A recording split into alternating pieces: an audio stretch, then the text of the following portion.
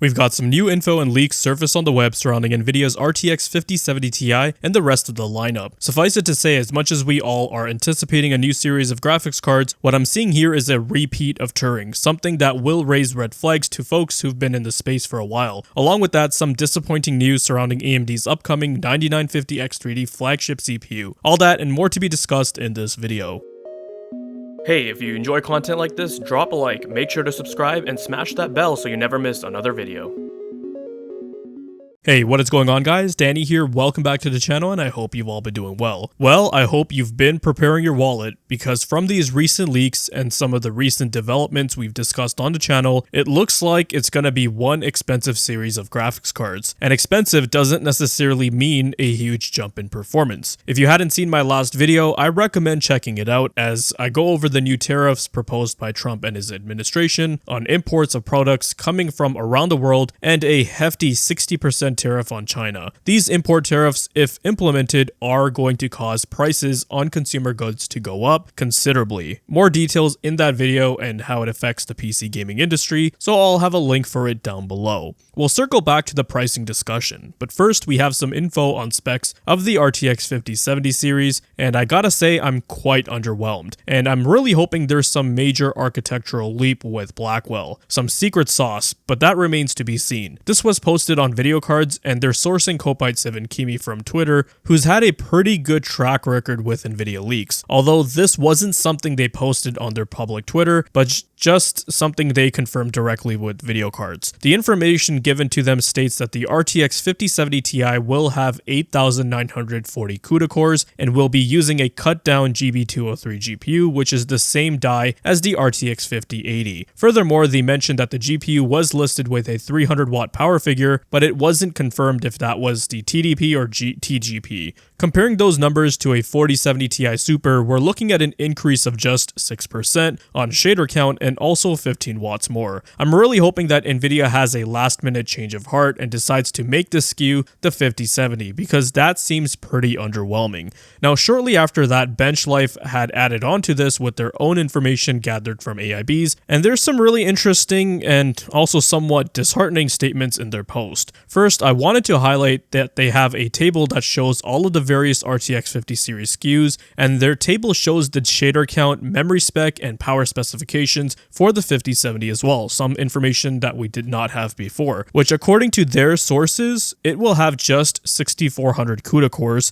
12 gigabytes of VRAM, and is listed with a 250 watt power figure. When compared to the vanilla 4070, that's about 9% higher on the shader count, but remember, we also have the 4070 Super, which sells for the same price, and that GPU has 7168 CUDA cores, which is 12% more than what this proposed 5070 will have. So you know what's going to happen, right? Nvidia is going to be comparing the 5070 series to the original 4070 series, not the Super series, just so that their marketing materials look good. Then if and when there's an RTX 50 Super series, they'll be comparing those models with the 4070 Super and 4070 Ti Super. Along with that, we're still getting just 12 gigabytes of VRAM on this card and what will be just a 192-bit bus. So that's going to be extremely disappointing. We're already starting to see a lot of UE5 games which are coming out that are just pushing VRAM requirements quite high, and even at 1080p with using high settings or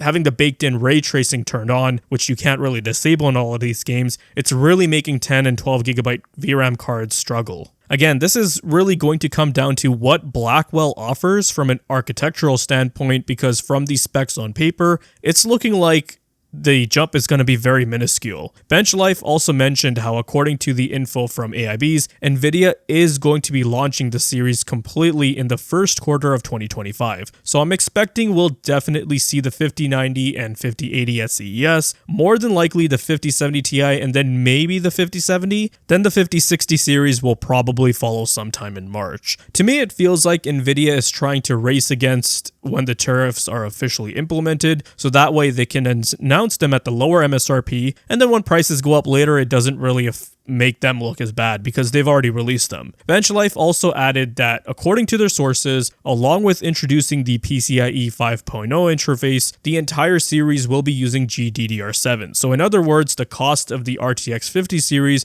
is much higher compared to the 40 series. Adding to this, we have Megasize GPU from Twitter, who has leaked the die size of the GB202 die, which is the GPU die that the RTX 5090 will be based on, and they state it should be around 744mm square. That's almost as big as the die size of TU102, which is what the RTX 2080 Ti was based on. This makes sense as we're not dealing with a new node, it's the same node just tweaked or enhanced.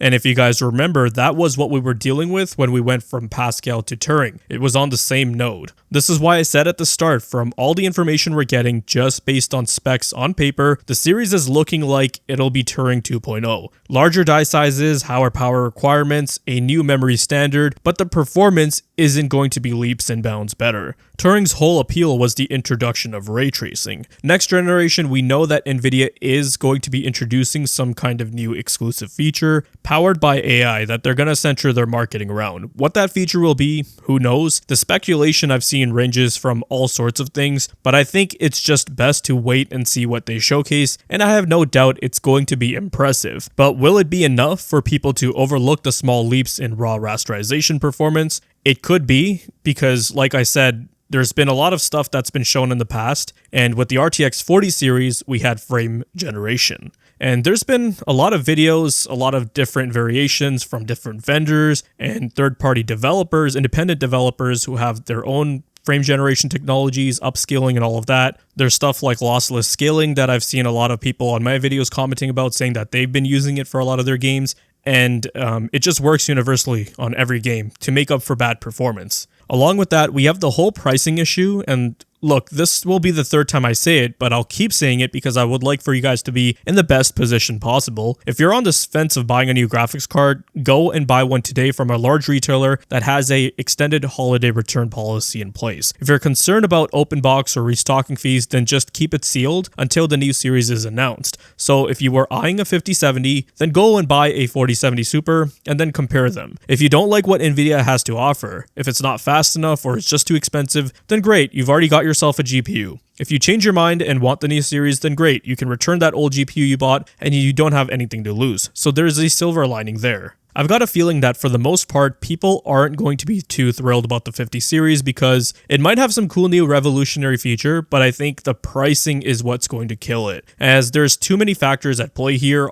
that are all pointing towards it. AI, more expensive specs, tariffs, and speaking of AI, if those cards are going to be great at handling AI workloads, then you can expect them to be flying off the shelves, in which case Nvidia will have no interest in keeping pricing similar to last generation. Even if they're not selling to gamers directly and they're indirectly selling to people who will be using it for AI accelerated workloads, then whatever, it's still money in their pockets. And that could very well be Nvidia's objective here. I mean, just take a look at their earnings report from the third quarter of this year. At one point, it was their gaming sector that would contribute the largest share of their earnings, but you can see over the years, the data center has outgrown it immensely. Now moving on, and I briefly wanted to talk about this leak from a user on Twitter talking about 3D V-Cache variants of the higher end Ryzen 9000 parts. More specifically, the 12-core and 16-core variants, the 9900X3D and 9950X3D respectively. They mentioned how we can expect them to launch in late January, which makes sense as AMD will probably make a brief announcement for them during their keynote. What is a bit disappointing to hear though is that the layout for the chiplets will be the same as last generation, meaning that only one CCD will get the 3D V-Cache. The reason why this has many people within the community disappointed is because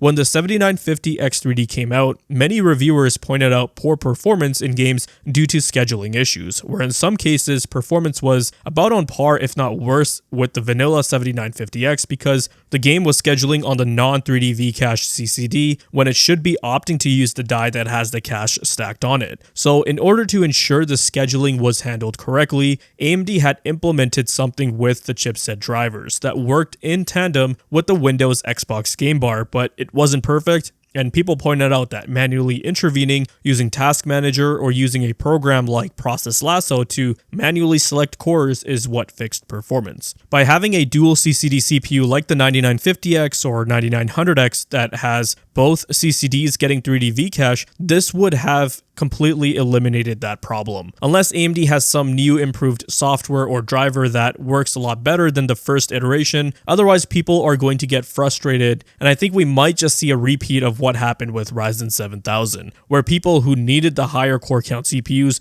will just get the vanilla 9950X, and people who primarily are gaming and want the best gaming performance will just get the 9800X3D because they don't want to have to deal with the scheduling problems. So hopefully AMD has taken note of that and has put in some mitigations, but we'll see. As for now, that's going to be wrapping it up for this one. We'll be touching base in the next video. If you guys found this video to be informative and entertaining, then leave a like. Let me know your thoughts and comments down below. Be sure to check out the video description for cool links and ways to support the channel, such as using my Amazon affiliate link. And if you're interested in seeing more content like this, then consider subscribing. I'd greatly appreciate it. Thank you guys so much for watching, take care, and I'll see you in the next one.